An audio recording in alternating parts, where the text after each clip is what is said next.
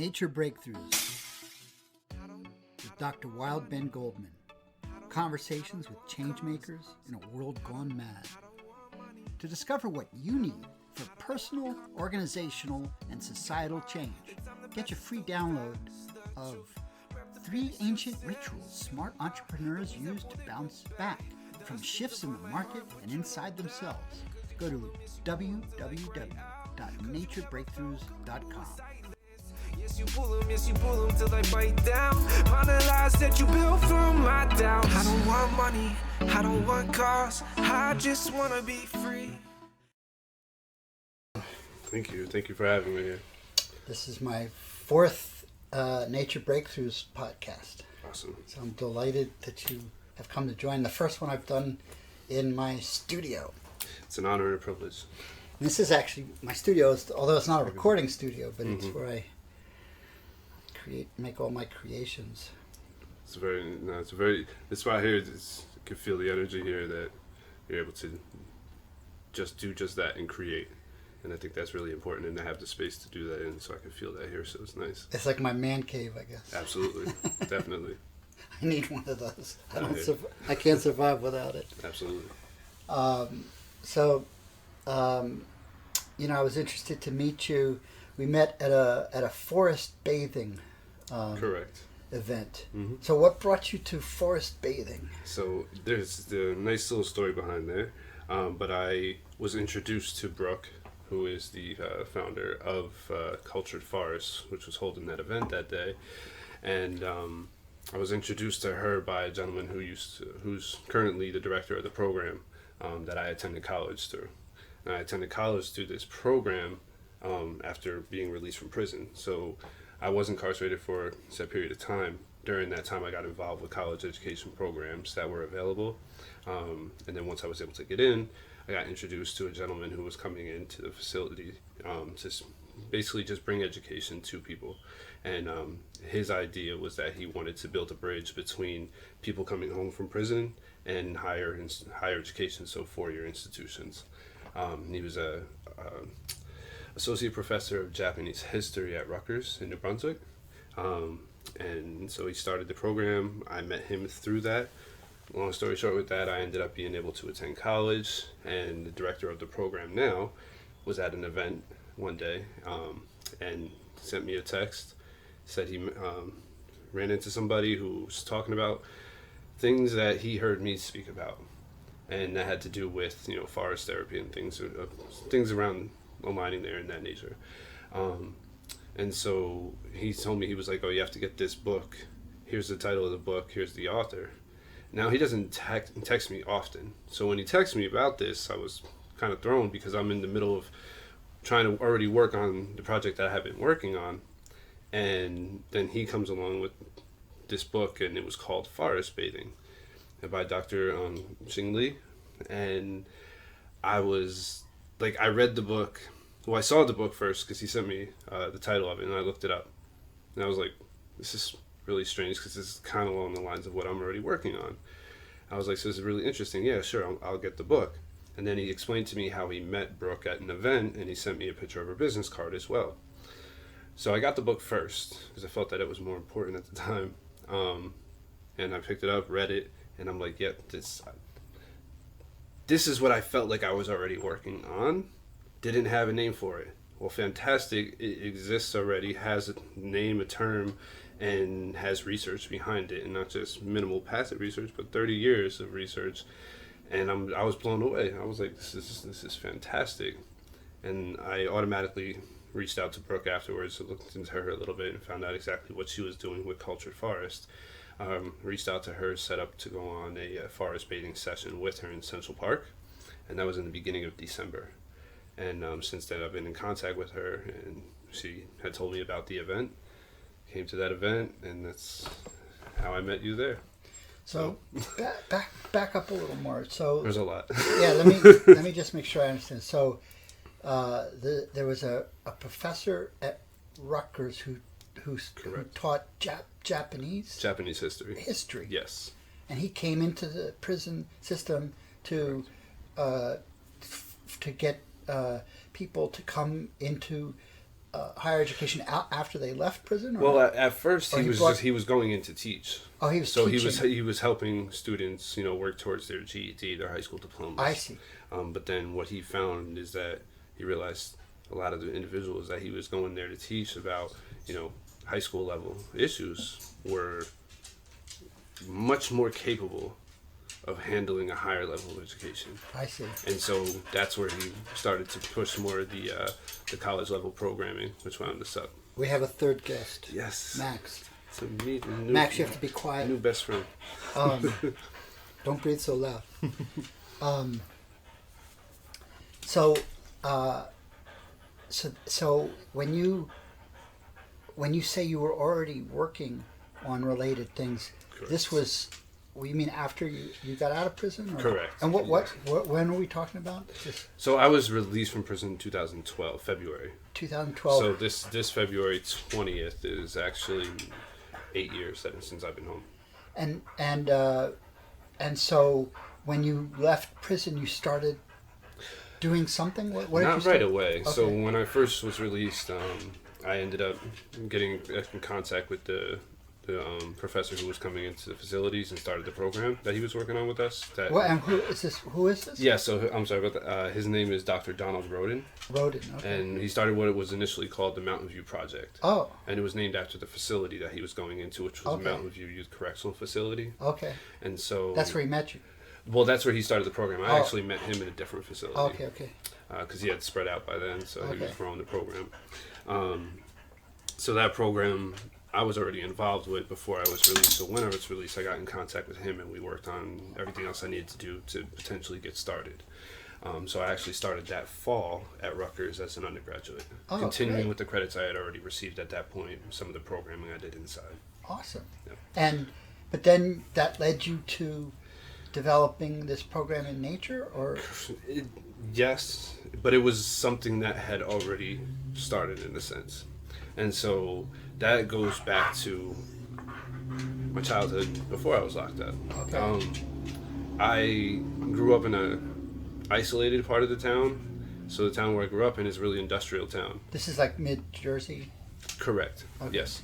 And so in that town, the section where I lived was on one side of the railroad tracks and further down this long road there was a few houses there, maybe 6 or 7 houses, stuck between a steel factory, a cemetery, a small patch of woods with the railroad tracks behind it, and then other factories and and businesses on the other side where it's just more of that industrial area. So there only had a few houses there, so our playground growing up was that little patch of woods right behind our house, as well as the other areas around, but that always held something special for me.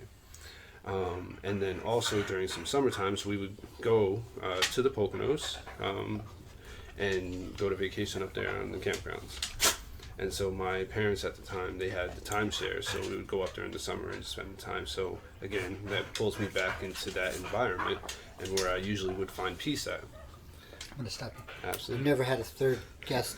Max, you're making way too much noise. Sit down. Go lie down. Lie down. I could lock him up, but he might start whining. Sit, and be calm. So, Come on. Oh, he's All right, get okay. out of here, Max. Come on. Go down there. Go down. Go on. Oh, yeah.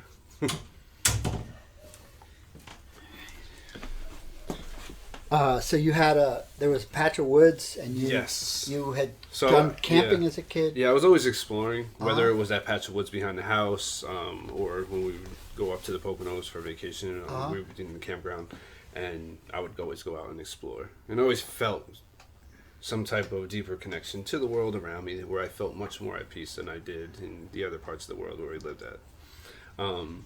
And so it was always a place where I would be at I grew up with my brother, and him and I would always be trying to find, and even if woods weren't close or some type of area like that, we would go and find it and get lost and just have fun and explore and just being present in that moment and enjoying the time.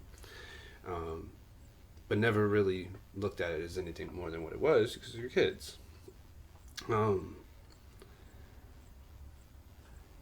then my life took a bunch of different turns that wound me up being imprisoned What at what a young age? age. What age? So I was in and out of trouble. Growing up, was in all kinds of issues, whether it was at home or at school or with the police. And eventually, it was I had spent time in the youth house, so it was like there was like in and out periods, whether it was going to a juvenile detention center, being at the behavioral health center, and just different institutions where I would kind of be bounced around from. But then after a few months after I turned 18, ended up getting in trouble with the police again, another situation, and it was that like at that time a lot of things came to the light that occurred in my life at that time, and I ended up having to go and spend the time in prison. So I ended up doing 10 years total. So it was from 18 to 28.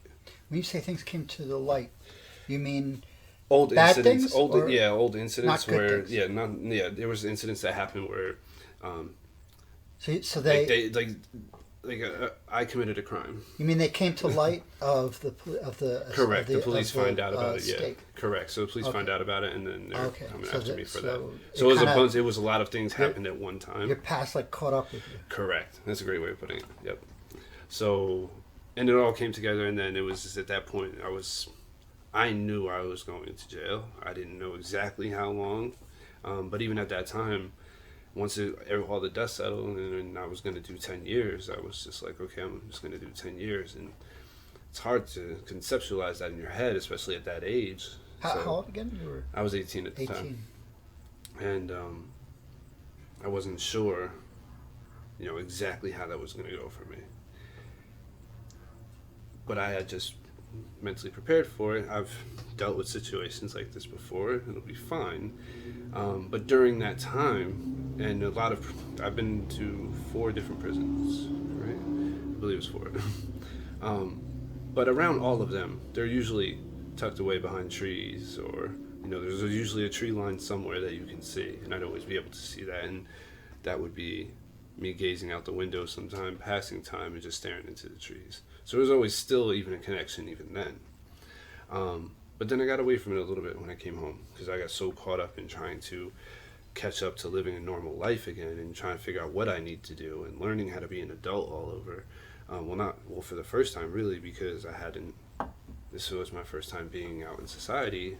And then at this age where have also people looking at me and expecting me to be a certain way. But after that amount of time in there, you don't grow socially. You had to do the full time? Yeah, so it was 10 years straight, and you don't grow socially. So I came home like, 18-year-old, 28-year-old, and I had to wage the war between the two. And like one's gonna win out at certain times, whether it's being young and immaturity and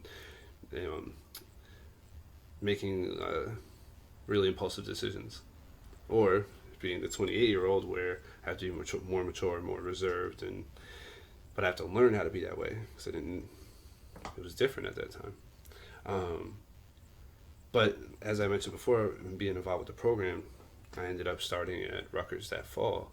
So I started undergraduate there, and I was taking classes and going through that life. So now to me, it was like another institution where I'm in class, I'm doing other things, and it's just another place where I'm at. I can function within that frame.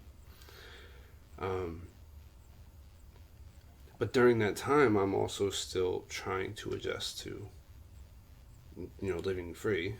And I still had 5 years of parole supervision after I came home. So there was still that I'm free, but I'm not free. And there were times I wanted to get away, but I felt like I couldn't because I had to report to somebody. And I didn't always make the best choices. So I would get in trouble and got caught up in quite a few incidents. And one of them landed me in a program. So it was basically, I had to be proactive and realize, have a wake-up call. I need to actually take responsibility for my life and what I'm doing in my life and stop allowing everything that happened in the past to keep holding me back. It's like I just allow it to sit there and just block me from everything that I could and should be doing with my life.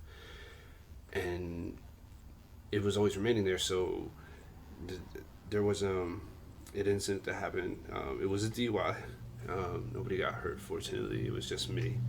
But I didn't realize it. I woke up. The last thing I remember was taking a shot at a bar. And the next thing I remember, I was handcuffed to a wall in a police station with 3 cops in front of me trying to talk to me. I lost several hours that night. Did the car have an accident?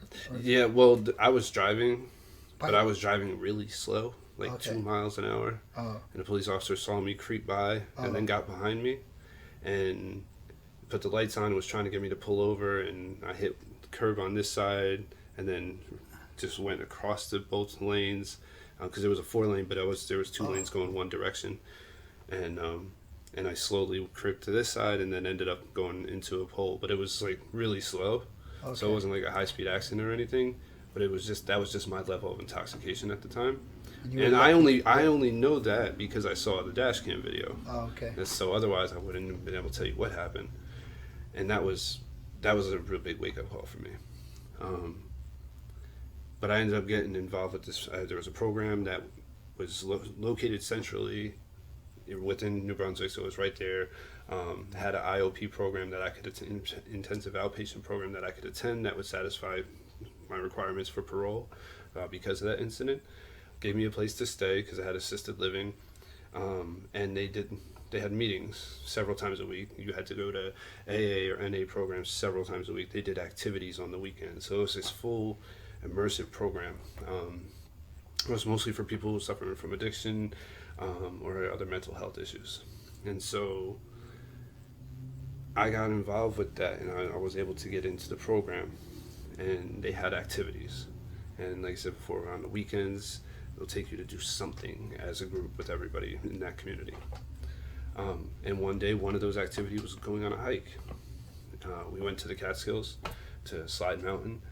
And we got there, and it was just a van full. I think there was 2 vans, maybe. But either way, it was a bunch of us that were all in that program, and people going through all types of different issues and life problems that wound them up, ended up with them being there. Men and women, or all men? Correct. Men Yes. and women. Yep.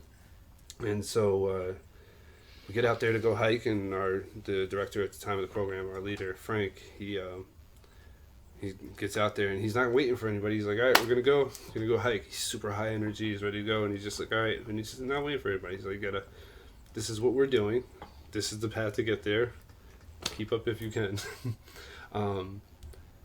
And this, I don't know, like if you've been on hiking with like a big group of people, never really stay together. Everybody just breaks up into their own little paces, and the slow group out of everybody that was there were the people that I was closest to in the program. And so I was like, I'll stay with them, even though I wanted to go ahead. And I was like, no, okay. They kept trying to quit. They wanted to give up. And I'm just like, no, you're going to make it. Like, there's going to be views and it's going to be all type of stuff. It's not going to be just like this. And I understand it might be hard, or you're tired, or you don't want to be here, any of that, but it'll be worth it. Like, I feel like it's going to be worth it. We just have to keep going. And I didn't want them to give up because I wanted to get to the top. I wanted to get to wherever everybody else is going to be. And so, but I didn't want to leave them behind either. But I didn't think too much of it. And we just kept going. And we ended up getting up to the one lookout, took a bunch of pictures, had a great time. About a year later, they had the graduation ceremony for that program. I left the program, but I was working there overnights at this time, and I was working as an overnight housing tech. And they had the graduation ceremony where I was part of because I was part during So that after time. you graduated, they hired you to Correct. help them? Yes. Okay. Yep. They offered me. I was able to apply for the position, do the overnight. So it's just Like the supervision? person who's there making sure nobody's not doing anything they're not supposed to be throughout the course of the night. That's pretty much what that person does.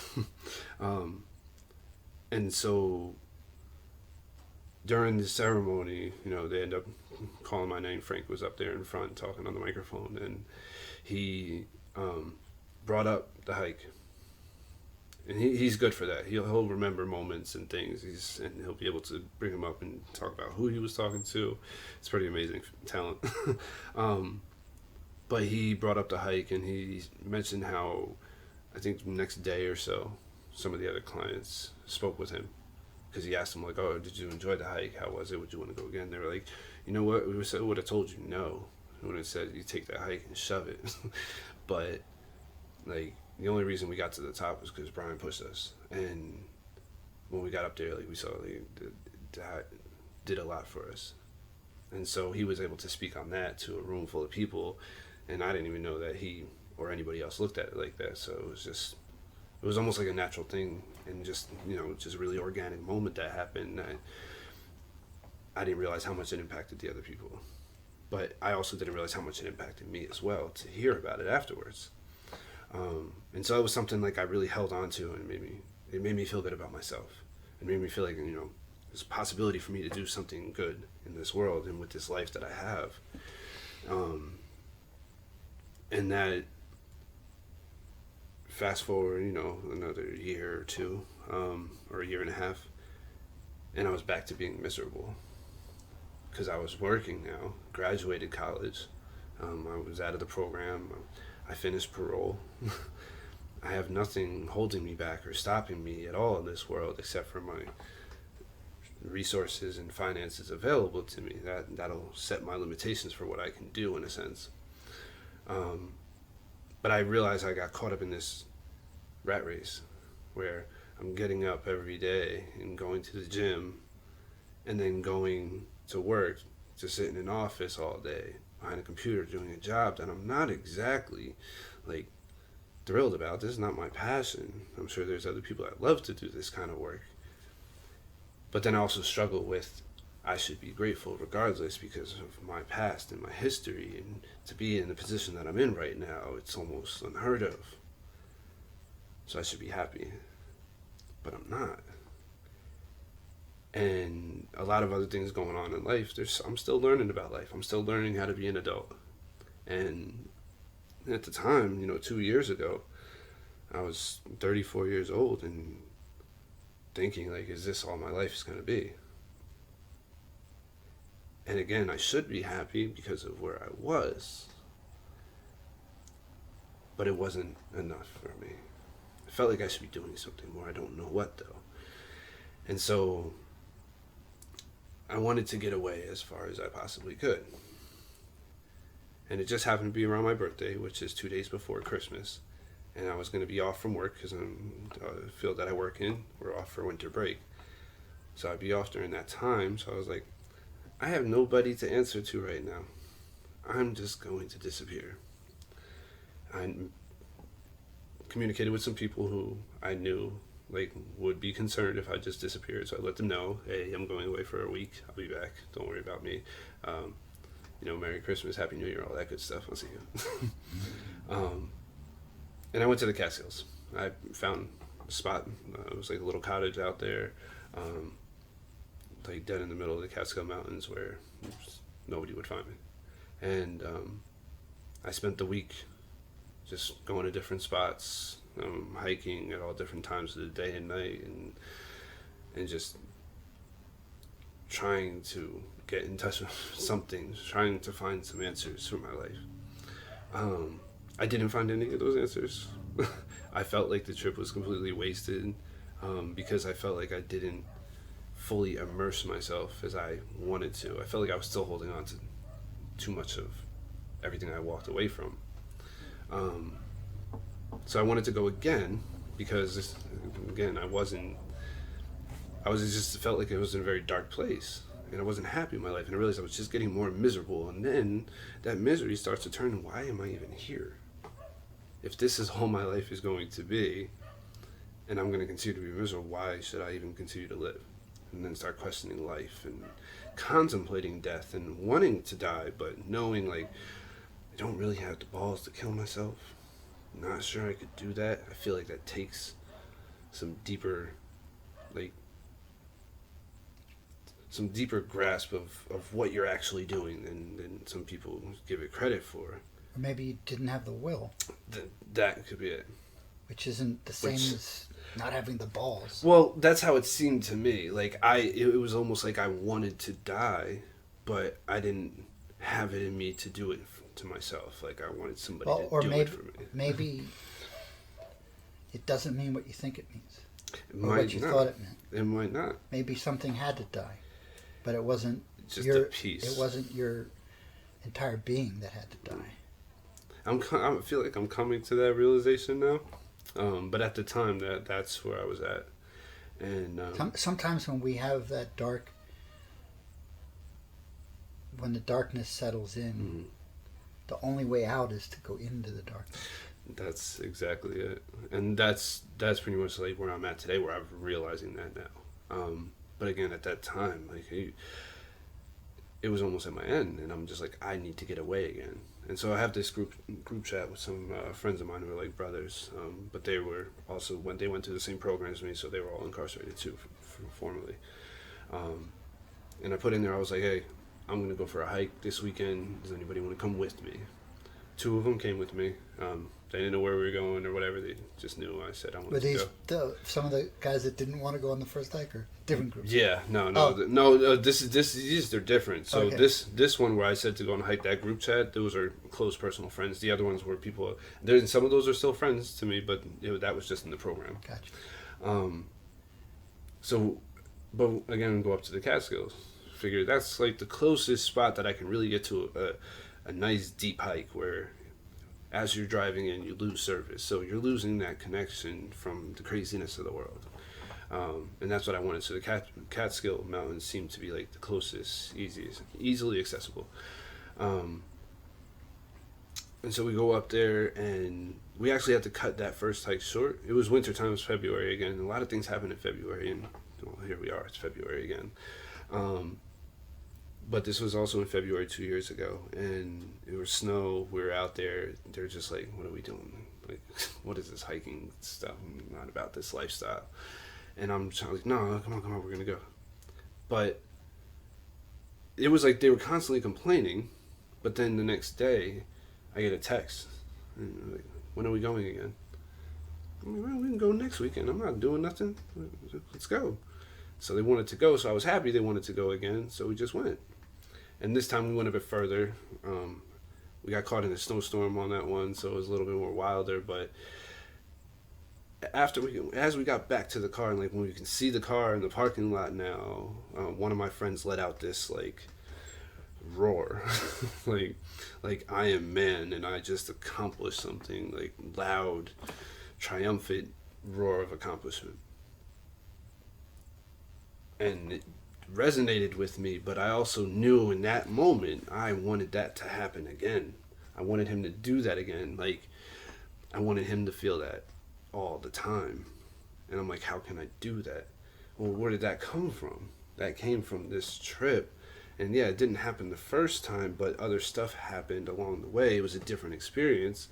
But he was also had been already introduced to it, so now he's going in and he's actually immersing himself the second time, as opposed to the first time just going on the hike and not really understanding what we're doing here.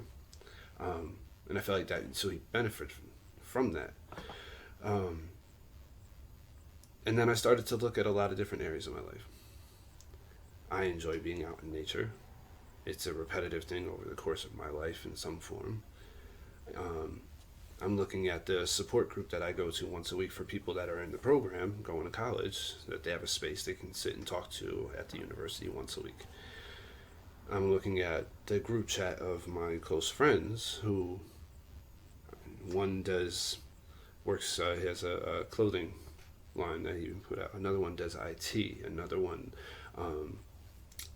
he's a social worker. Like, there's all these different pieces, and I'm starting to, like, my brain's going overdrive, like trying to fit it all together. Like, how can we all work together? And they're talking about trying to come up with different businesses and anything to just enjoy the life that we have and the light that we have remaining to us. And as I'm thinking of all these different things, I end up coming up with this idea of having deep, open, and profound conversations on the guided hikes. And there's 2 other guys in that group who have a production company that film, and they're trying to get that off the ground. And I'm like, all right, and they could film it, and then we can share these stories on these adventures, and we can help people, and in turn help ourselves, and now this is just a mutually beneficial thing that like everything can come from that, and we can kind of find the answers to the questions that we all had, and solutions to the problems that we were experiencing. And I felt like it was the answer to everything. But of course, I was trying to dive into it head first without checking, how deep the pool was. And I ran into a lot of roadblocks along the way. But little things would happen, like the director texting me about the forest bathing book and introducing me to that. And I'm like, well, this is kind of where I was at. But prior to that, I got introduced to this program where they were going to, it was a small business entrepreneurship class just for formerly incarcerated people. It was a pilot program. They were looking for people to do it. So I got introduced, joined, came with my idea. This is what I want to do. And I worked with them over the course of 9 months to basically bring a business to fruition out of it. And that's where I'm at now with Beyond Day Zero, is that I started to look at the rest of my life overall and everything else that allowed me to get to the point where I'm at today. And that goes back to being in nature as a kid, being introduced to yoga, meditation, and breath work while in prison through a book. There was a book called We're All Doing Time from the Human Kindness Foundation. It's a book in there with stories about people who were also locked up and how they dealt with it and different issues they were dealing with. But it was always bringing you back to yourself and understanding if you're dealing in the darkness, the way out is to go dive in head first. And so that's where I started to really practice yoga, doing light meditation. That was much more difficult for me to do, especially in prison. Yoga was easy to do, and I was like, oh, I can do this, and it felt great. And I'm like, but the thing was, I'm in prison. I don't want people seeing me do this in here. So my practice was on and off. It depended on how much privacy I had, which often wasn't much, so I didn't do it too much outside unless I had a single cell. But then when I came home, get back involved with it and with that program I was telling you about. When we took us on hiking, they also had yoga, so I got back involved with that. Now I'm starting to actually take more responsibility of my life and where I'm at, and all the things I'm not happy about. I have to understand, like, I have the power to take responsibility and make the changes that I want to see in my life and within the world too. And it makes me, the more I'm looking at it, the more I'm realizing all the chaos around that I'm seeing in the world is actually all the chaos going inside me. That's affecting my perception. And so I just kept going back to the forest, though. Kept going back to the woods. Didn't know, again, what forest bathing was until I was introduced to the book, but we've been on several hikes, and I just kept trying to bring the vision that was coming to me to life as much as possible, because every time we would go, I would always get the text the next day, when are we going again? And that kept me going. That kept pushing me. Like, as many times as I've wanted to give up over the course of the whole process, it's definitely a draining one. But I understand the power that is there behind it, and it's just a matter of getting into a position to be able to bring it to as many people as possible. And so that's kind of my direction where I'm going with it right now. And how do you have it? What's the next step with this? You're setting it up as a business. So it's right now it is set up to be a business. Called Beyond Day Zero. Correct. And so it's to provide those guided hiking adventures, and then incorporating the wellness practices with it, like I said, such as yoga, breathwork, and meditation. And is it strictly for the formerly incarcerated? So that's the target. That's the population that I'm looking to serve and help directly to most, because that's where I'm at, and I feel like I am the person that I'm trying to help. So I know that person best, and that would be my target. However, there are people that come on hikes with us who were never incarcerated. They just happen to know somebody. There's other people who are otherwise justice involved. They might not have been incarcerated, but they know somebody who was. There is half a family member. They might have a parent that's currently incarcerated. So it really depends. And I'm still toying around with a lot of different structure So where if I want to work with, go on and take children on a hike, I don't want them to be too mixed in with adults and then other people, because everybody's on their own level, and they need their own level of type of program that they would have, and the type of hike that they would go on, and things that occur. So for me to structure that right now, but as it is right now, it's like pop-up hikes. Like I say we're going on a hike and people come out until I get it fully structured. So this is all a work in progress right now. So are you currently offering this, and are you is it I haven't charging? I haven't charged. Are you working yet. directly with consumers, or are you doing it with institutional partners? So it's a little bit of everything that you just said, except I haven't charged anybody yet. The business was officially formed, so it does exist legally, but I haven't charged anybody yet. And the reason because as I was going into it, it's set up the way it is. The legal structure of it is set up with the LLC, so it's set up with the for-profit business. But I'm not going into it for the profit per se. I was also looking into like the social entrepreneurship, where yes, there's profit involved, but the profit's going towards the people and the planet.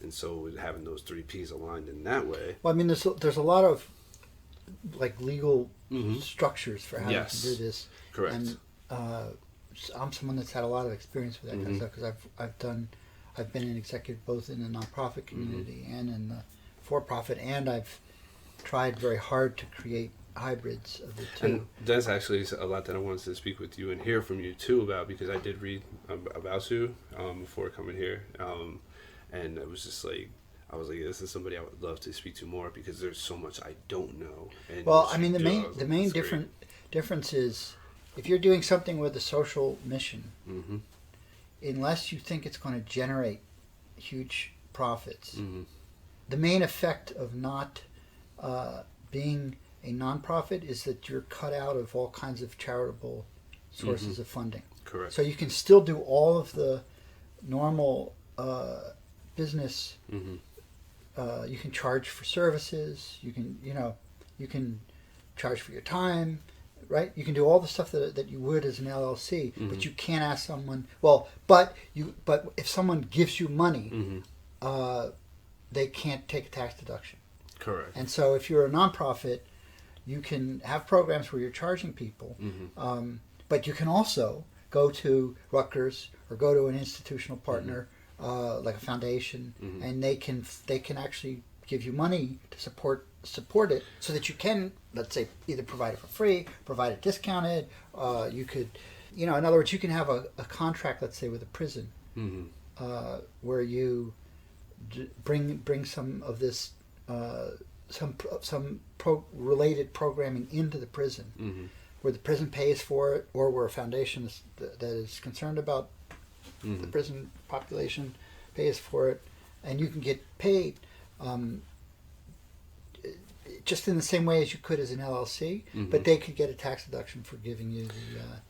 And it's not that much harder to have a nonprofit than a for-profit. I mean, with my Wild Cold Weekend, I've also not made it a nonprofit. You know why? Because I'm still kind of in a startup, very much a startup mode, where, and for me, a startup is basically like a hypothesis testing machine. And the hypothesis that I have is, it's a little more. There's a little more of a kind of lineage and a structure to what I'm doing. So it's the same. It's funny when I talked to Brooke Mellon, because I went to one of her forest baths, and I'm like, this is what I had the same reaction. This is what I'm doing. Except I knew about forest bathing before. It wasn't a new concept to me, but I thought this is like a perfect thing. But it was funny. Her reaction to what I offer was that they were actually quite different, and that they would attract different people, because I take people into the woods for a I call it we could call it like a forest fast, as opposed to a forest bath. Correct. And it's more of an ordeal. And Much more intense. It's more intense, and it's more in line with what you were talking about, which was, you've hit rock bottom. It doesn't have to be that you've hit rock bottom, but you're facing a change. You're stuck. or you don't quite know where to go next. It could be also you're facing an opportunity. You're facing a challenge. And this is the traditional kind of ancient technique for dealing with change and for dealing with transition. It's also called like a rite of passage, which we usually associate with, adolescent to adulthood. But it can be used for any kind of transition. It can be used for, someone dying. It can be used for divorce. It can be used for just changing careers. It can be used for any major, exiting prison. I mean, it can be used for, recovery, where it's very much like what you're talking about. You basically face yourself in nature, Right. But there's a very kind of there's a structure to it. It's not which you intuitively knew what that structure was. I don't know like how you knew that, but I think we all know it in our sense it. Yeah, I think it's something we know it. inherent. But the thing is it's also we don't have to just. I think we all have to discover it, but the thing is that there are traditions that are based exactly on doing this. Yeah. And forest bathing is more. I would say it's fantastic, but it's like what we do in the kind of modern world is everything is kind of like a light version. So how like mindfulness is kind of like a light version of meditation, or doing the asanas in yoga is kind of like a light version of yoga, which has a deep spiritual component. And the forest bathing, is similar. I do think it is ultimately rooted in these traditions of rite of passage, but they've left the ordeal out, and to make it palatable. And what I'm trying to do in my thing is to compress it into a weekend. Whereas usually you would take more time for this kind of thing. Correct. So I'm trying to, so in some ways I see the forest bathing as it's a gateway, and then what I'm doing is kind of like a deeper step, and then there's an even deeper step where they might call it a vision quest or a vision fast, which could take weeks or longer. And I don't know why I started telling my story, but that's great to hear. That's how it's connecting. I forgot what you said that.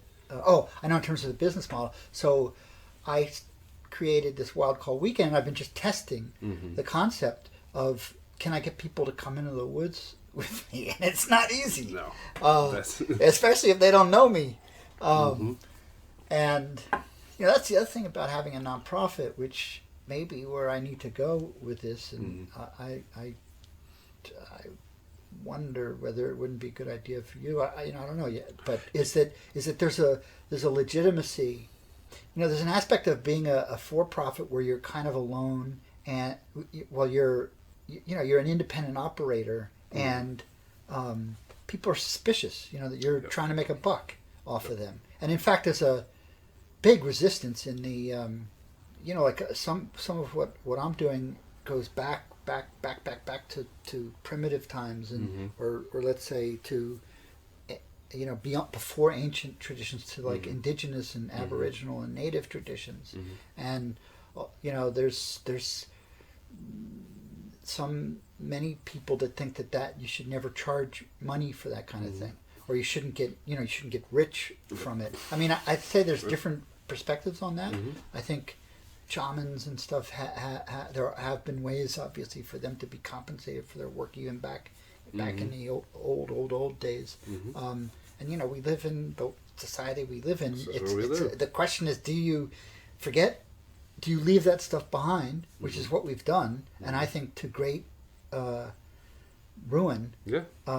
Because I think the experiences you're talking about that happened to you and that have happened to young men and women all over the country and all over the world, a lot of it is due to the fact that that most of us have never experienced this kind of a rite of passage. So we don't know how to behave, and we don't know why we don't know.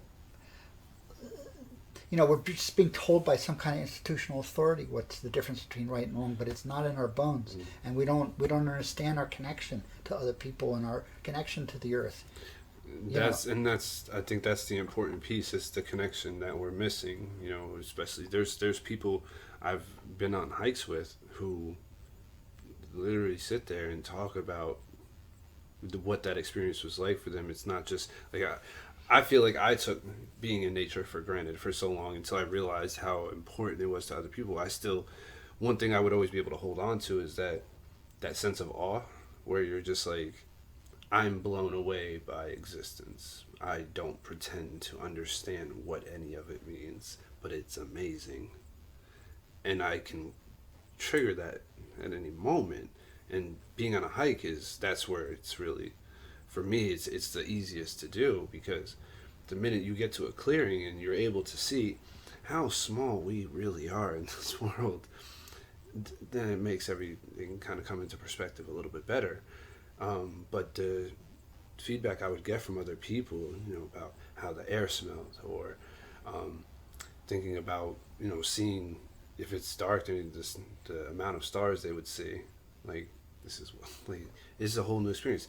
I didn't know this existed beyond light pollution. Like, people don't understand how, especially in this area, how bad the light pollution is here, that you actually, when it's nighttime, you're not seeing what you should be seeing.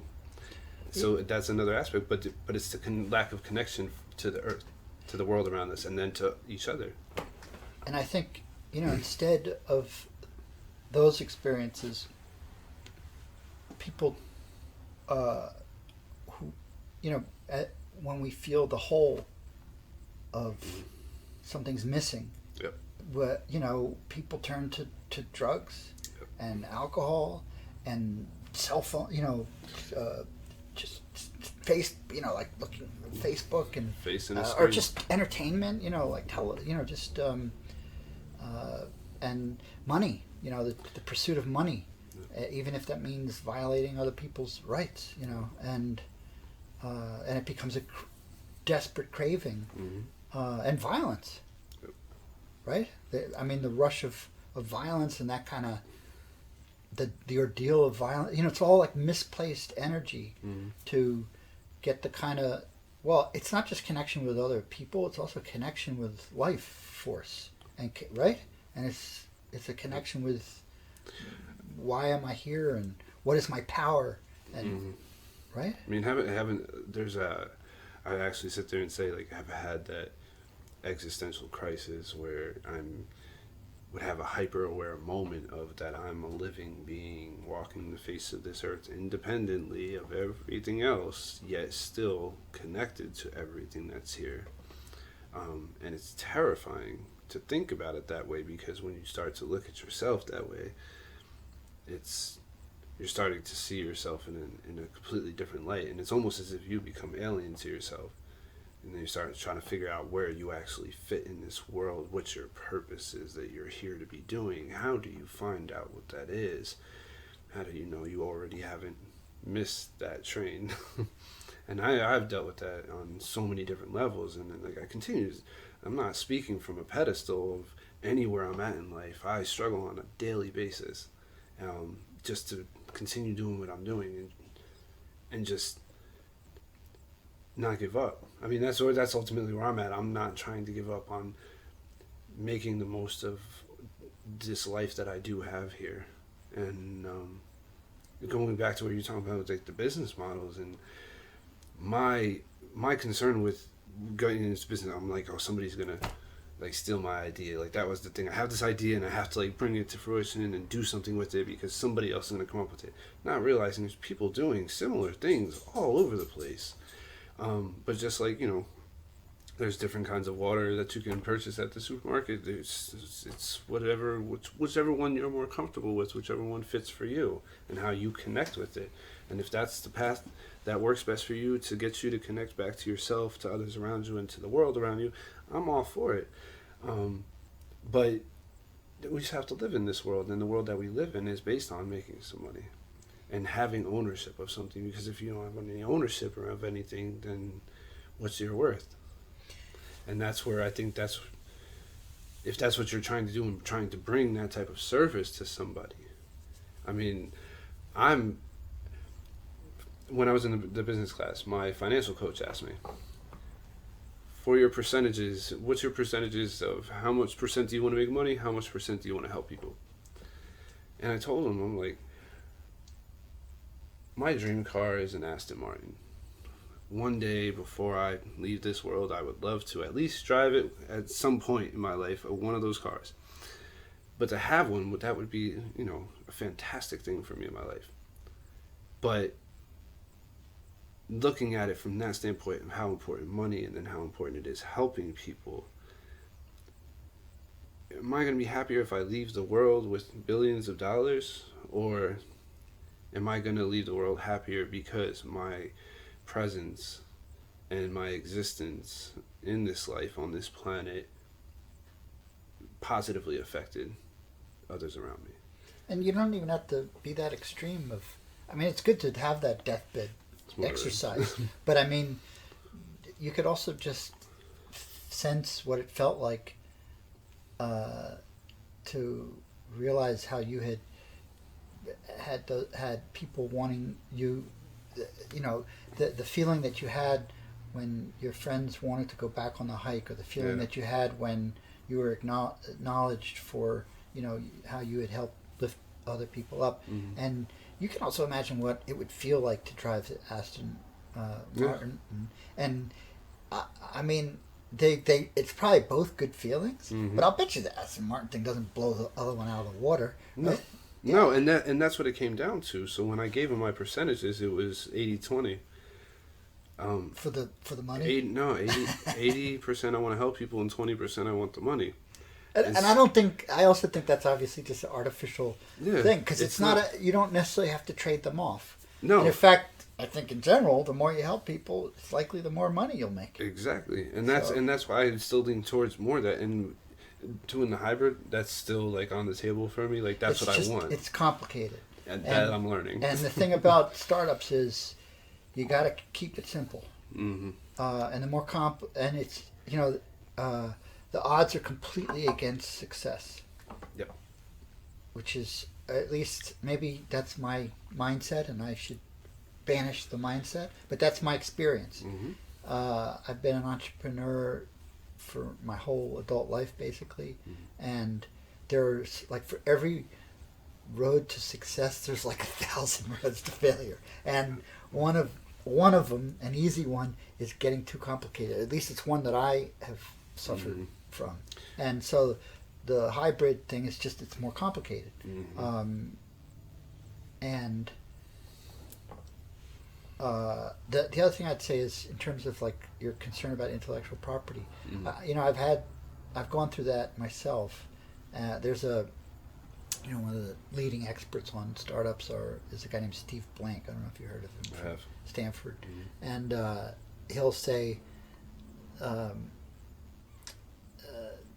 people that ask him about whether they need an intellectual property attorney and stuff, if you're in a startup, I forget exactly how he says it, but he says, the best thing to do is to give your ideas to your competitors, because the odds are 99% that they will fail. And so you're more likely to send them on the bottom line is, ideas are a dime a dozen. It's about the implementation. It's the execution and the drive team behind it. It's about putting together it's about you and your team and executing, and the thing is that it's the iteration of the constantly evolving. The ideas are never static. So any idea at any point in time is yesterday's news immediately. So I wouldn't take a minute to worry about that. And then, But that was something that I did have to let go of. But that's kind of how I ended up with the LLC, because I was still on the fence about, am I going to go the nonprofit route, or am I going to go for profit? And at the time, that was one of those moments where I'm dealing with, am I going to have like somebody trying to like take this away from me? Well, the thing is, I think it's easier to set up an LLC. That's what my company is, than a nonprofit. But it's not much harder to set up a nonprofit. And I think, if I'm not mistaken, you have to set up the corporate, like which can be an LLC before you do the nonprofit anyway. So it's a step towards it. I'm not telling you have to be a nonprofit. No, this is something I've been. That's a conversation I've been having regardless. Taking the step of setting up an LLC is not going in an opposite direction of setting up a nonprofit. It can be just a stepping stone on the way to being a nonprofit, or a stepping stone to just being a larger, more profitable LLC. It's not. And like I've been doing what I've been doing. I don't know how long you've been doing it, but I think. I took a pre-existing. I mean, my company's called United Visual Arts. It's an LLC, but it was previously. I invented this. Yes, I read about that. This is it. Yeah, that's my frame that I invented. Very nice. And so the LLC was kind of set up to. So when the brains new work, or that I might work with reentry or recovery or some kind of people that are that have hit rock bottom or that are in some kind of obvious transition, and then we had this whole brainstorming. We were considering what population to serve, and it became too complicated for me. So I decided that's not where I was going to start. I was going to just try to identify, and I ended up choosing, like you said, you chose who you are. I ended up choosing executives and entrepreneurs. And creative people, because I've kind of played those roles in life. But the truth is that hasn't really worked for me in terms of marketing. So I'm still kind of open to who I attract. And in fact, in my Wild Cold Weekend so far, it's been almost random who comes. It's been all different kinds of people. So I'm still, what I feel like is that I have a gem or a valuable a diamond. I have some special what's that word? Elixir. I have an elixir that I know people that will help people. It's just a matter of convincing everybody. But I don't know. Yeah, it's. I'm not sure how to package it so that people will come for it. I've been sticking with the philosophy of if you build it, they will come. I'm holding on to that because the more work that I put into it, and it's a battle. It's 2 steps forward, 5 steps back, and now it's all these different things I have to go. And in that process, it's terribly trying. I've probably said that I'm giving up on what I'm doing thousands of times. The thing is, though, you got to be careful. You have to be mindful and aware about what you're building, because obviously if you're building an edifice to yourself, nobody's necessarily going to come except a partner. If you're, the other thing is, of course, in the startup community, what they talk about building is the minimum viable product or project. And so it's not about, it's all about having an eye on who you're serving, and building something. It's about building a connection. Yep. The relationships. Yeah. That goes back to all the connections, and then the connections that we have with each other are those relationships. Yeah. So it's getting that, and for me it's coming out of myself, because when I started putting everything together, I was building this wall around myself. That's what I came to that realization. It's easy to do. Yeah, very. And then next thing, after a while, you realize you're completely isolated now.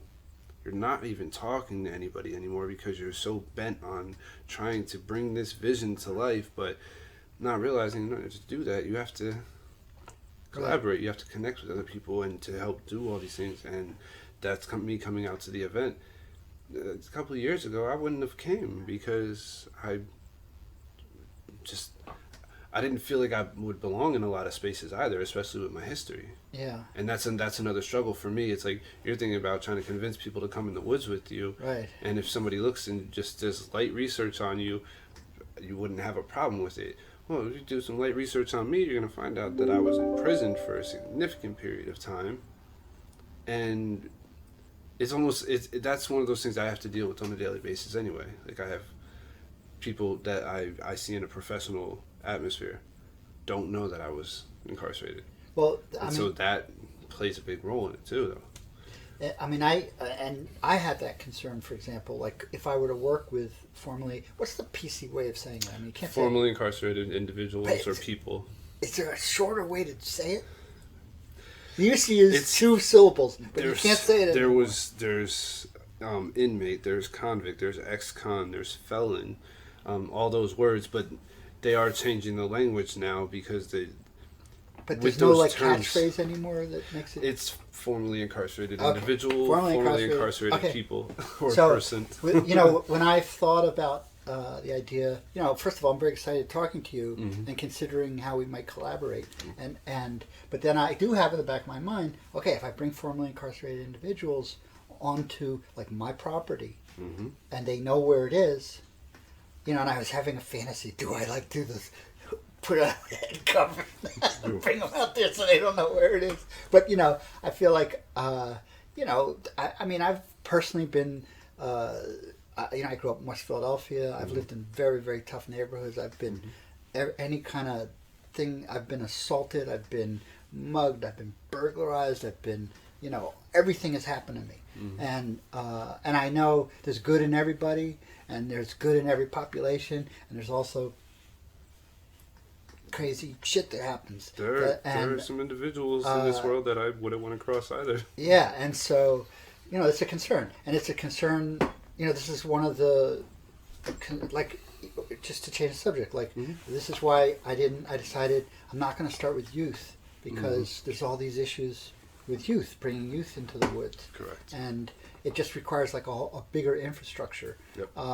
And so, you know, if we were to, you know, so a couple things. One is, you know, the model that I'm working with now, for example, would be trying to get,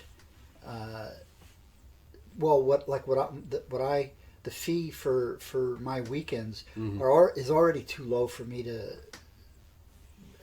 even break even. So like I keep trying to figure out what package can I put together to for a higher fee that would be sustainable, and that I could even get a salary or something from. You know, and I haven't figured that out yet. I'm working on that.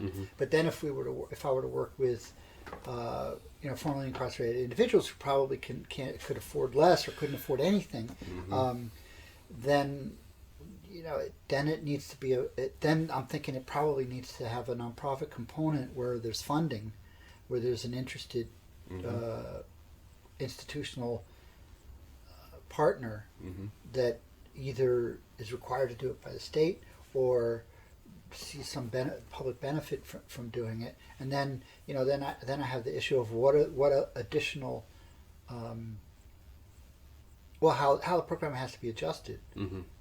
So, you know, so the fact that there is an ordeal, the fact in my case there's an ordeal. It involves being alone in the woods, you know, and other people are alone. I mean, my programs up till now have all been co-educational. They don't have to be. It could be all men. But basically, you know, there's everyone's concerned about safety.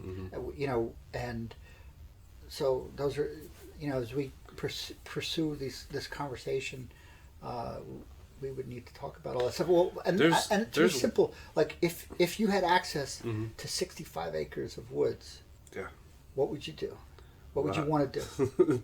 So that's actually been something I was thinking about too, because even when we had the first initial conversation and you were telling me like the work that I'm doing and the population I'm working with, and it's like that, like it's the complicated part, like you mentioned, like already you're doing the complicated part, and then you have to land, and I'm thinking like, and that's the lack of resources with that. So that's why I go.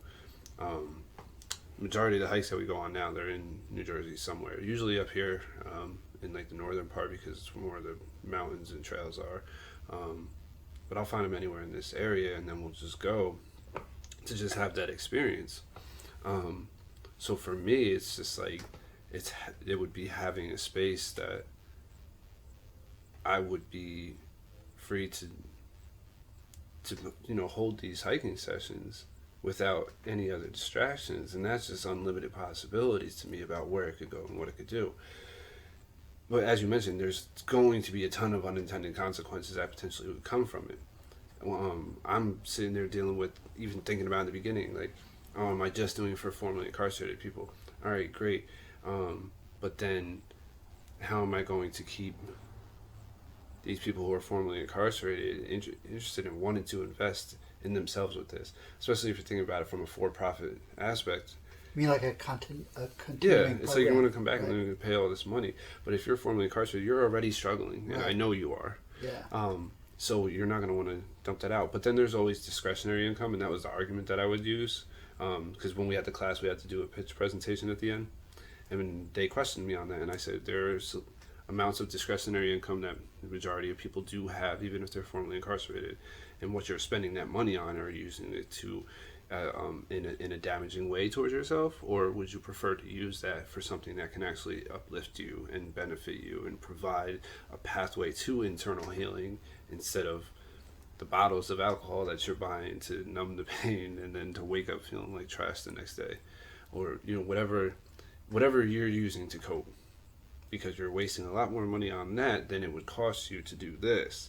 And that was my argument at the time. But then, it's still thinking about that. Thinking about taking other people, formerly incarcerated people, or anybody who's dealing with some type of trauma, into that space, opening them up to that. And then, all right, now you go home. Well, also all kinds of unexpected things happen when and it's happened with me, with people who as far as I know, haven't had trouble with the law or anything, but have had trauma.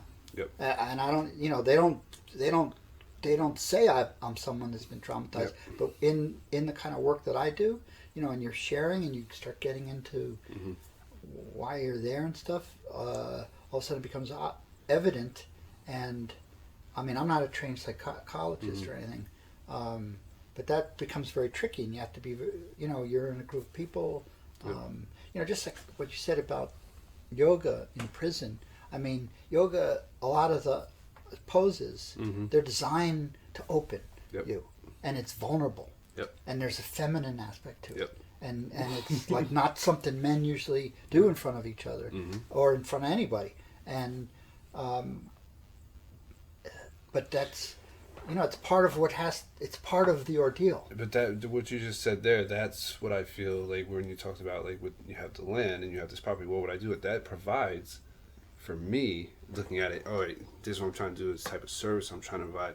Now this is a space where it's not a regular hike or a regular trail where all these other people potentially could come across you or walk past you. No, it's completely private. And that's the beauty of it, because when I go and do now, take on the hikes, we're doing yoga before, like when we arrive and get settled, and we'll do yoga, but then, there's other people showing up in that space. Right. And it's not like we're going to be carrying like the mats like all deep into the hike. We'll just do it in that space.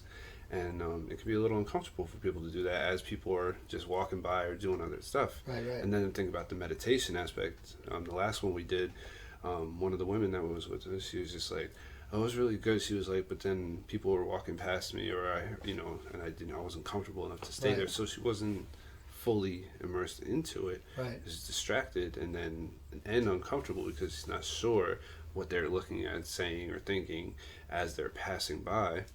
And for me, like, I could sit there, I'll hear whatever. Like, if you're gonna do something or something happens, then so be it. But I'm just sitting there, so it's different for me. And then in terms of like, a woman who might not feel as comfortable or as safe, right, if she's left her own devices out, especially out in the woods like that, right, to where you're gonna close your eyes, just sit there and let everything move around you, and it can be very frightening, especially for anybody especially who hasn't even, they're not used to going on hikes or being in that space. So those are all different areas that have to tackle, but having land provides it. Just to give you a sense, when I do it, I usually do them Fridays through Sundays, 3-day weekend. The people show up at 9 a.m. or, there's like breakfast, there's meals on the first day, breakfast, lunch, and dinner. And, we start around 10, and it's an intensive day of training with a lot of kind of group work. But you're basically sitting in a circle. And then I do my own version of a yoga as one component of it, because I teach The first day is about orientation, and everything is kind of set up as a four-directional orientation.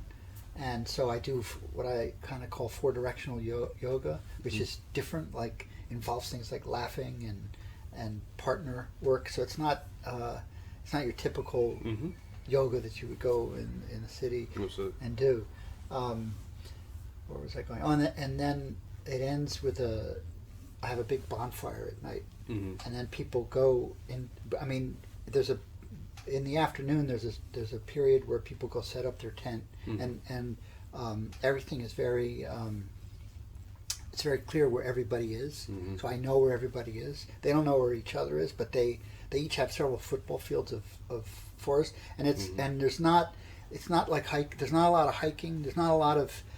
It's very physical, but it's not like exercise physical. So you go to your location, you set up your camp, and then you come back, and then when the bonfire's over, we have a kind of ritual where we send people at night in pitch black to their campsite, and then they are alone for the next 36 hours with no food, no contact, and no shelter except a tent. If they want a tent. And the point is not to wander, because then you might run into somebody else. It's to stay kind of in your general area, and then people, and that everybody is full of fears before they do that. They're afraid of the woods. They're afraid of wild animals. They're afraid of trees falling. They're afraid of lightning. They're afraid of bugs. They're afraid of they'll be uncomfortable, sleeping. There's just like a million fears, and what of course ends up being the hardest thing for everybody so far is being alone with nothing to do, not even meals, which is something we spend a lot of our time thinking about and doing. And then people come back on the Sunday morning, and we break the fast, and there's another ritual to come back into the kind of sacred container, and then a lot of what I'm teaching is how to listen, how to listen to yourself, to nature, and to each other. And so there's a very structured listening and sharing that happens that last day, and it's pretty profound. Yeah, I'd be excited to have you try it and to. No, I'm definitely interested too. Absolutely. It's like, for me. And then just looking at it, like, so for example, what you mentioned before, where people are looking for something where it's, where like you said with the forest bathing, where it's like that light version, right? That's tailored to, today's society, so that it fits and you can still manage it. And even when I read the book, like Dr. Lee said that the optimal time would be like 2 hours, right? Yeah. And that's what you would need, and that's the amount of time, and I have no doubt like that amount of time is beneficial as advertised, so to speak. Yeah. But for me, it's like every time I've gone on a hike, like for a personal reason, like it's gonna be a much longer, immersive, like intrinsic type of like seclusion where I'm in the woods, like, and I'm just fully connected and fully like plugged in to nature for a much more extended period of time. Well, with people who aren't used to it, I mean, the thing is, like with my place, where depending on where they're coming from, it can be like 2 hours from the city. So it could be a day program. It can be done on a day trip, but it's 4 hours of getting there and getting back probably, and then I mean, you could do a day program where you have probably a little discussion, but everything would be in nature, and then some kind of activities, and where you could do 2 hours or 5 hours, something like that, and it would be a full day. That's obviously a complexity of like the way I do it is people spend the night. Correct. So part of it is you have to be trained what to do with your bodily functions, and how do you leave no trace, and that part too. All that stuff that people do. Oh, I know. One other thing I wanted to make sure I said is, it relates to something you said earlier. You asked, like, how do I get that feeling again? Yes. And getting them to experience that over again, or having that be there. And one thing I think that one of the reasons I think in the tradition is that it is an ordeal, and it is not just a light thing, is because it becomes a touchstone. You know what I mean? It becomes like a scar. It becomes seared into you, so that you remember. You know, if it's so light that it's just like here and gone, you have to keep going back and back and back and back. And people who do what I'm talking about doing, they do go back and do it over and over again.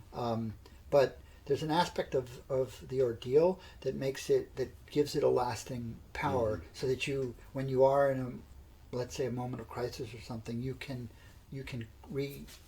recall. You know, you can you know what I'm saying? It left the point for me. The point of a really powerful experience is that it leaves a sufficient impression that it is available in the future when you lives need it. lives inside you, and you can access that. Yeah. Absolutely. But that's the thing. So for the way have everything set up right now, my trips they're day trips. It's head out in the morning and then usually back by afternoon. It's the majority of the time when we're going. But you travel more than an hour, or? Usually, I mean, as of late, it's just been. I mean, it might be an hour at most that I'm really going to, or hour and a half. I think the furthest that I've gone on with people on a regular basis, or any sense of regularity, is like the Delaware Water Gap area. Yeah, So, and I'm only 20 minutes. About 20 minutes west from there. Yeah. And we've been up to Bushkill Falls too. Yeah. So we've been out there, and a couple other trails in that area. But like I said, like I used to go camping there as a kid, so it was like that's always been a place where I've always felt at home. But then it was just like what I was trying to do was trying to find it like tailored to be able to fit with people's lives. Yeah. And it's difficult. It's difficult to get people to want to come out. Yeah. And there's other people that are like, oh, you know, when are you doing another hike, or want to come out on this hike? Right. But it's trying to line up with everybody's schedules too. Right. It's people have so much going on today, and it's like it's gonna be okay. You could take time out and do this, and then when they do, I mean, it's great in the moment. But then it's like, you know, trying to sustain that and just being able to do it all the time. That's more of the it's right now my biggest struggle with it all is finding the time to dedicate towards that, because when the day job, Right. that's Monday through Friday draining me Right. most of the day, where I'm stuck in an office and I'm just like I can't wait to get out of there so I can actually work on everything and do all the other background work that I need to do. But then, you know, I'm drained from the day. The only way to well, I don't know about the only way. I suspect that how to make a transition where you can devote yourself full time to this thing is you're going to need to find an institutional support. Now, do you know people in that community? Like, you know, I know Jim McGreevy is like a big reentry guy, Yes. but I don't know if I don't know if Yes. he's completely persona non grata. You know, nobody touches him now. But There's people within the community that there's that New Jersey Reentry Corp. Does that still exist? I mean, I believe so. And the last I checked, but either way, like there's other organizations and there's other groups of people that are working towards stuff that I am like tied aware into. of. Correct. Because I mean, that's the thing to do is to go to them, and they're mostly nonprofit organizations, right? Are they? Yes. Yeah. So to go to them and say you've got a particular forest-based, nature-based program, and to see if they would fund it, or if they.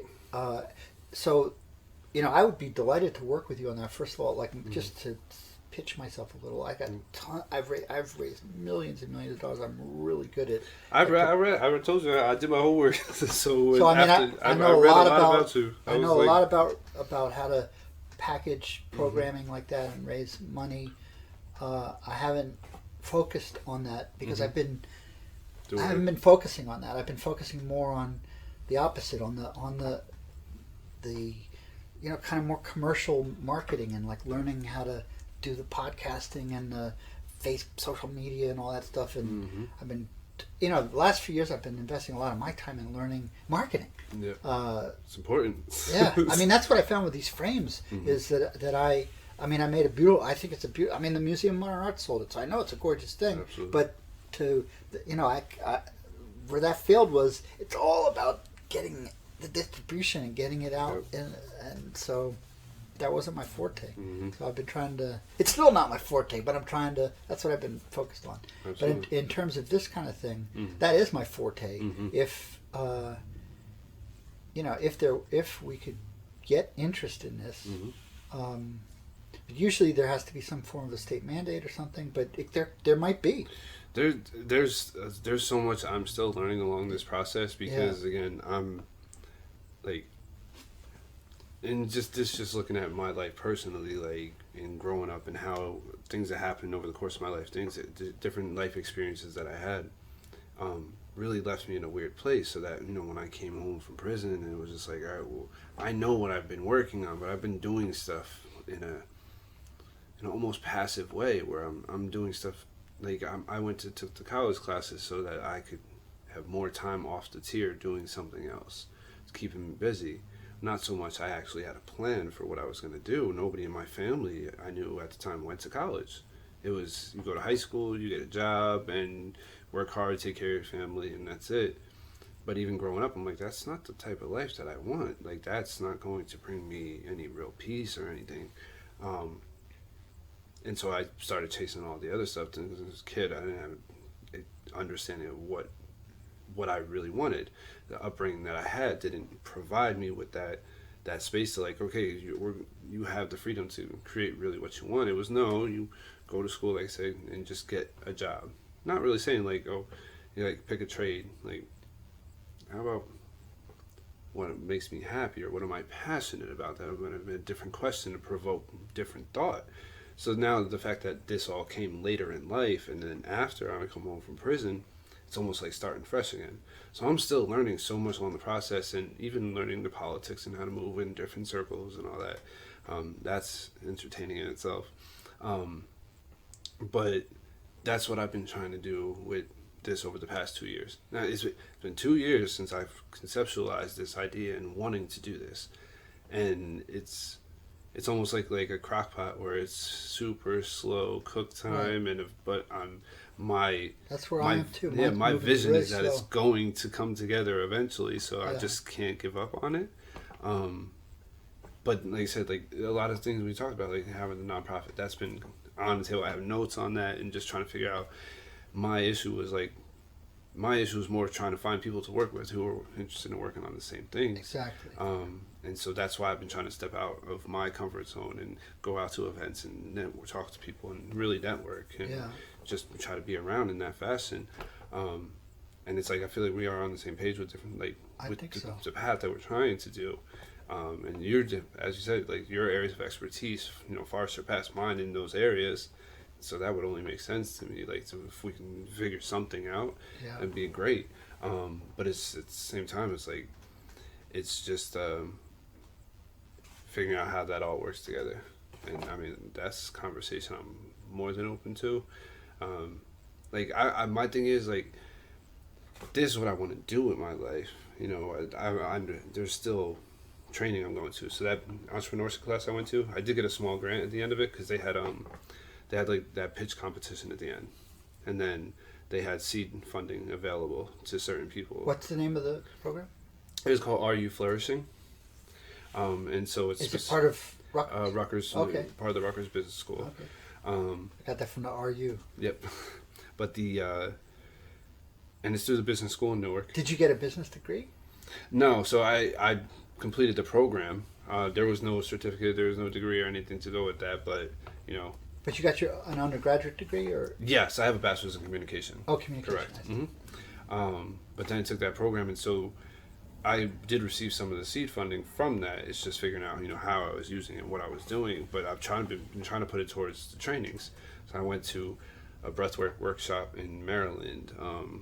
There's the forest bathing. I ended up meeting with Brooke and learning about that. I do intend to become a yoga instructor because that's going to be vitally important. I have on and off about roughly 15 years of experience with yoga and meditation and breath work since I first was introduced to it. What kind of breath work? So there's Holotropic? there's all. I mean, there's plenty of different kinds, and I haven't branched out into all of them. But when I went to Maryland, I'm not sure if you heard him at all, but his name is Max Strom, and he does everywhere. So he does interaxis yoga, and he also does the breath work along with that, which is a huge part of what he does. Okay. So it's more so like he would tell everybody too. He's like, "This is a yoga studio here, and yes, we're doing some yoga, but this is a breath workshop. We're here to work on our breath." And he like I watched his TED Talk video, and that's how I got introduced to him that way.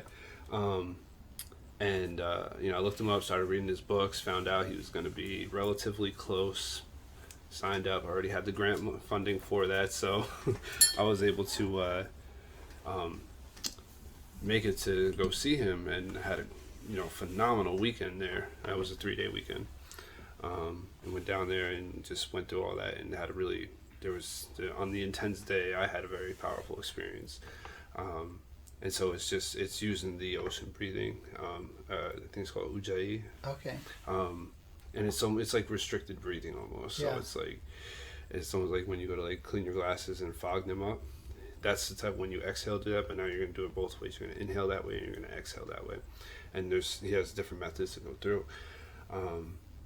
But that's where I started doing. That's what I'm trying to pick up all these pieces now. So now I do have experience in these areas, but now I need that certification. I need the accolades to go along with it to say this is all right. I can in a for-profit model, like I'm validating why I'm charging for this because I did all the work to get to this point to provide this service. Right. When I'm trying to invest in myself that way and learn all about that. Like I said, I still have to do yoga teacher training so I can get certified yoga instructor. The breath work, have the experience with him, and I'm still connected with him, so hoping to link up with him some more on that. And then the meditation itself as well. They're all things I'm still learning as I'm going along with this. Yeah. Hiking, wilderness therapy, forest therapy, all these different areas that I'm going to need at some point to be certified in. It's just a matter of finding the time. It depends on what role you want to play. Correct. So, for example, I have no. I mean, I have a lot of certifications, but nothing specific to this particular what we're talking about. And I am thinking I'm going to do another. I'm actually signed up for a month-long training in the kind of vision fast stuff. But I still, I probably, I don't, I did an interview, podcast a few days ago, and with an artist who said, nobody cares. He said how he doesn't care what your certification is. He cares what the results are, from working with you. And I feel like I don't know that I need to learn more. Because I've already run about half dozen of these retreats, but I could hear people who don't know me. They're like, "Well, what's your training?" And so I might do it just for two reasons. One is to check the box, but the other is also just to be with other people who are committed to what I'm doing, because it's isolating doing this and trying to convince people to come and do this. It would be nice to just be with people that are already committed to doing it and expanding that network. And I've done what you're talking about. The last 10 years or so I've spent doing tons of these kinds of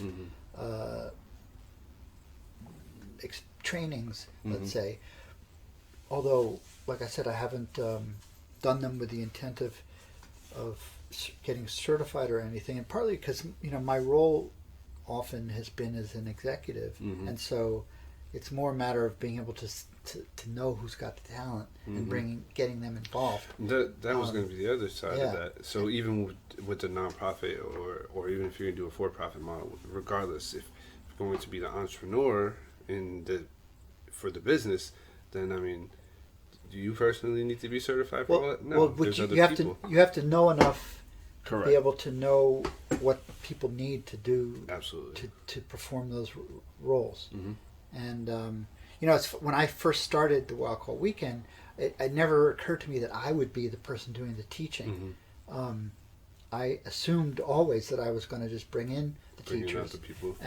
But everyone wants the guru. They want to associate the face with the, they want. So I ended up doing it myself just to. But again, it's part of the startup thing and that's why a lot of these things end up being like training programs that offer certification. Yeah. That tends to be a lucrative model. One of the things that different with the forest therapy or wilderness therapy, and it seems to get very convoluted at times. With the initial idea was I'm just bringing this group of formerly incarcerated people out on a hike to have deep, open, and profound. That was just the basis and the foundation of what it was going to be, but not realizing my whole point was to do it outside, out in nature, going through and looking at that. But my stance on it all was not the certification and the training was all that is to check the box for me as far as I'm concerned.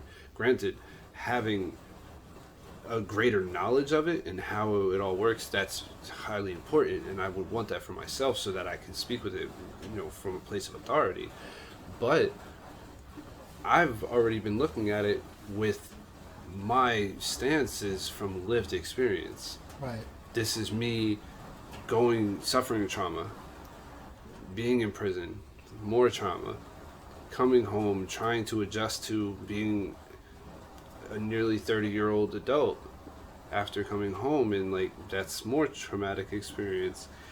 But all throughout that, while I was in prison, I was introduced to those wellness practices for inner exploration, diving inside yourself, finding out who you really are, and learning that through meditation, through yoga, through any breath work I was trying to do. And again, a lot of that was passive, and as I mentioned, not much privacy, so I'm not doing it that much while I was locked up. But then when I got reintroduced to it out here, started to play around with it and experiment, and realized it had a positive influence on my life. And when I combine it with being out in nature, that's where it all came together, and that's where I was able to do that with other people, and they were benefiting from it, and that's where the core value in it lay, that I was still able to bring it in that sense. I mean, I think you're going to love, you got to come to my walk all weekend, because it's exactly what you're talking about, and it's a deep dive, and I think you and I think we're in a niche that is, for me, it's super exciting, because there's a lot of people doing mindfulness, there's a lot of people doing yoga, it's everywhere. There's a lot of people, there's not as many people doing nature stuff, and there's almost nobody combining the nature with the other things. You know what I mean? I mean, you can find some nature programming at retreat centers and stuff. I don't know. I just think where I studied this stuff was a place called the School of Lost Borders, and I just feel like for me it's the perfect combination. But it's intense. It involves fasting. Have you ever experimented with that stuff at all, or? Very lightly. Yeah. I haven't done so. I started getting into intermittent fasting and trying to play around with that lightly so far. Haven't dove into. A friend of mine does. He does it all the time. He does dry fast and everything. I haven't gotten to any of that, but it's been. Well, I mean, you can see I'm not someone that I like to eat. I don't like to fast. Yep. But it's a powerful medicine. Just like certain forms of breath work can be really powerful. If you haven't tried the holotropic, it's very different from Ujjayi breath. I'm sure. And it's a for a lot of these traditions, people use all kinds of entheogens, like hallucinogens and stuff, like ayahuasca and things like that. When people talk about nature, when you go into the deep dive stuff. So and I've experimented with that stuff to see what it was about, but that's not what I'm offering, because I think we're so detached from nature that when you bring in those kind of powerful botanicals, we don't even know what to do. Well, I'm not saying there's one answer for everybody, but my answer is there's enough of that medicine from just being in nature. And if I were to take it like a next step, it would involve breath work, which is just the effect of oxygen and breathing that can be as I mean, in my experience, as wild and what's the word I want? Mind altering as any entheogen or hallucinogen. So I agree. Well, I think we've certainly Covered a lot of ground. Thank you so much. No, thank you. It's a pleasure. We should do this again. Definitely. Thanks for listening to the Nature Breakthroughs podcast with Dr. Wild Ben Goldman to discover what you need for personal, organizational, and societal change. Get your free download of 3 ancient rituals smart entrepreneurs use to bounce back from shifts in the... Thanks for listening to the Nature Breakthroughs podcast with Dr. Wild Ben Goldman to discover what you need for personal, organizational, and societal change. Get your free download of 3 ancient rituals smart entrepreneurs use to bounce back from shifts in the market and inside themselves. Go to www.naturebreakthroughs.com.